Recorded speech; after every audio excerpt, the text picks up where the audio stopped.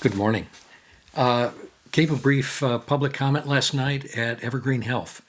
Evergreen Health is an excellent community hospital here in Kirkland, Washington. It's a community hospital, ostensibly owned by the community and responsive to community input, and by and large they are. I have to give a lot of credit to the Board of Commissioners and to the executive staff at Evergreen Health. The CEO, Dr. Palazzo, has said, and I believe he's right, that one would have to drive 651 miles to find a community hospital that's ranked as highly as Evergreen Health. And I think that's right. It doesn't surprise me, but I want to let everybody know, right? I want to be a full disclosure kind of guy. From my perspective, even if you're the top of your class, I don't stop looking for ways that you could be better. I'm an outsider in this organization, so I'm at a disadvantage. If I want data, I have to file a public records request.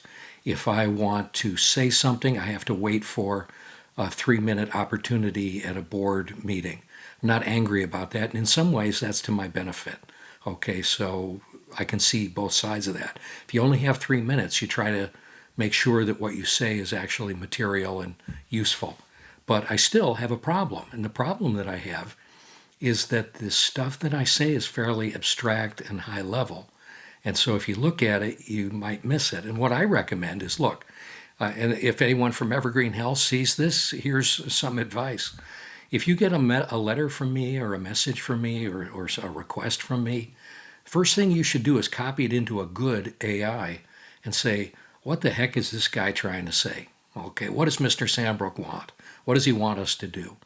And it will, I hope, I don't hope, I know it will. If you pick the right AI, it's going to work, right? Right? Pick a good large language model, Anthropic's Claude, one of the chat GPT like GPT-5.4 or something like that. Google Gemini, a good model. Make sure it's in thinking mode and put this thing in and say, what is Mr. Sandbrook asking for? What does he want? What's his point? And it will explain it to you, and you can interactively dive in to what I'm sending you. Now, my commitment to anyone that I correspond with is, look, I'm going to do all that I can to not waste your time. I'm not here to just be a gadfly. Is gadfly the right term? I'm not sure. But I'm not just looking for attention, okay? My mission is improving healthcare. I have people in my family that need healthcare. I had a healthcare scare about 2 years ago, and it took me, I think, on the order of 6 to 9 months to get the treatment that I needed for a cancer scare, okay? That brings me to the issue that I'm concerned with. One of the issues right now, lots of issues, is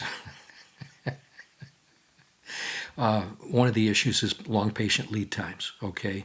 In business, lead time is typically how long between someone places an order and they get what they want. In the case of healthcare, I use the term long lead times between when a patient expresses a desire to be treated for some malady or something like that and when they actually get treated.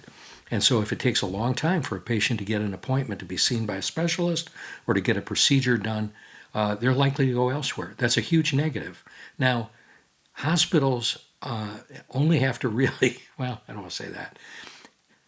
There's no law of physics that says a hospital has to have long lead times.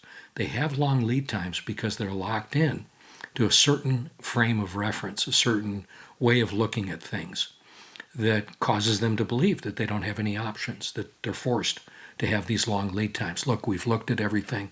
And I want to be very clear. These organizations are staffed with really good professional people that are thoughtful, smart, capable, driven.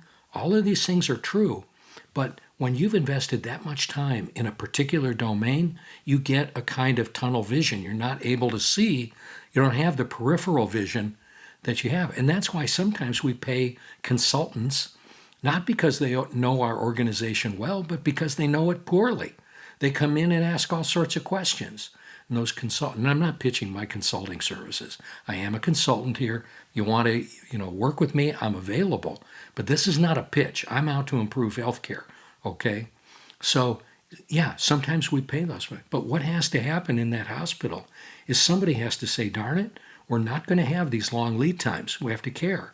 And what I'm going to show, I think, is that, so I already have the CFO from an organization that has said, yeah, these things could be millions of dollars. And I think, I don't have the data yet, but from what I can tell, I think it's going to be more than just millions of dollars. I think it's going to be 10 or 15 million dollars, maybe more. But I want to get the data. I'm not saying that just yet. I'm a data first kind of guy. But at any rate, this has been a kind of a long, rambling YouTube video, probably like all of them, but I'm off to do great things today. I hope you are too. Thanks for giving me a little bit of your time.